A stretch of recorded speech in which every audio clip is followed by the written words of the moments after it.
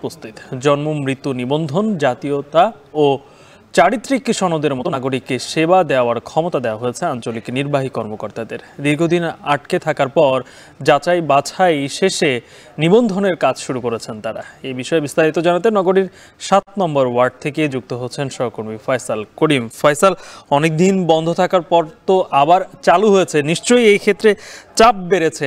আঞ্চলিক নির্বাহী কর্মকর্তাদের অফিসে ভিড় কেমন দেখছেন? আর গালিব আমরা আছি চট্টগ্রাম নগরীর ৭ নম্বর ১৬ শহর ওয়ার্ডে। আমরা এই ওয়ার্ডের যিনি কাউন্সিলর আছেন দেখছি যে দীর্ঘদিন ধরে তিনি কার্যালয়ে অনুপস্থিত এবং দাপ্তরিক কোনো কাজে তিনি এই মুহূর্তে অংশগ্রহণ করছেন না। এবং চট্টগ্রাম নগরীর ৪১টি ওয়ার্ডের মধ্যে ১৪টি ওয়ার্ডে আসলে এই অবস্থা যে যারা কাউন্সিলর আছেন তারা নিয়মিতভাবে দাপ্তরিক কর্মকাণ্ডে অংশগ্রহণ করছেন না এবং কিছু কিছু কাউন্সিলর তারা বাসায় থেকে বিভিন্ন সনদ বা প্রত্যয়নপত্র স্বাক্ষর করছেন। তো সেক্ষেত্রে এই যে কার্যক্রমগুলো আছে, মূলত সনদগুলো আছে, জন্ম মৃত্যু সনদ, প্রত্যয়নপত্র, চারিত্রিক সনদ বা ওয়ারেশন যে সনদগুলো আছে, সেগুলো আসলে দীর্ঘদিন ধরে জমে আছিল বিভিন্ন ওয়ার্ড কার্যালয়। এবং আমরা যদি দেখেছি যে আসলে ১.৫ মাসে বিভিন্ন ওয়ার্ড কার্যালয়গুলোতে শত শত জন্ম মৃত্যু নিবন্ধন সনদের যে আবেদন সেগুলোর যে কার্যক্রম থমকে ছিল।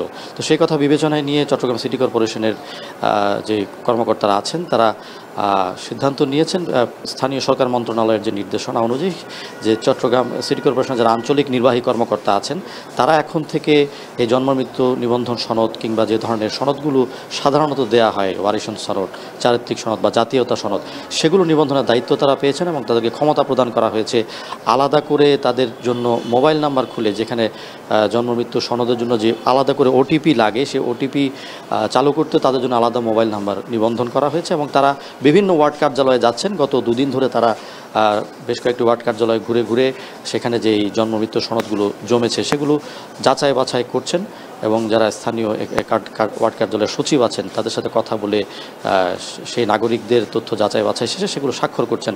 এবং আমরা আজকেও দেখছি যে চট্টগ্রাম ১৬ শহর যে ওয়ার্ড কার্যালয় আছে সেখানে যিনি আঞ্চলিক নির্বাহী কর্মকর্তা যিনি দায়িত্বে আছেন তিনি এখানে এসে বিভিন্ন ধরনের সনদ স্বাক্ষর করছেন এবং যারা ওয়ার্ডের যারা কর্মকর্তা আছেন, কর্মচারী আছেন তাদের সাথে কথা বলে যাচাই বাছাই শেষে স্থানীয় যারা আছেন সে স্থানীয়দের বিভিন্ন সনদ তিনি প্রদান করছেন। এবং আমরা যেটি দেখেছি যে চট্টগ্রাম সিটি কর্পোরেশনের এতদিনের যেই সনদগুলো ছিল সেগুলো মূলত যারা স্থানীয় মহিলা কাউন্সিলর আছেন তারা কিছু কিছু সনদ জরুরি ভিত্তিতে দিয়েছেন এবং সেক্ষেত্রে তাদের একটি চাপ ছিল। তবে এখন আসলে বিভিন্ন ওয়ার্ড কার্যালয়ে শত শত যে আবেদনগুলো জমা পড়েছে সেগুলো ধীরে ধীরে ছাড় পাওয়া শুরু করেছে এবং নাগরিকরাও কিন্তু আমরা দেখছি যে সন্তুষ্টি প্রকাশ করছে। গালিব, চট্টগ্রাম থেকে যুক্ত ছিলেন সহকর্মী ফয়সাল করিম। এখন জনপদে নিচ্ছে একটা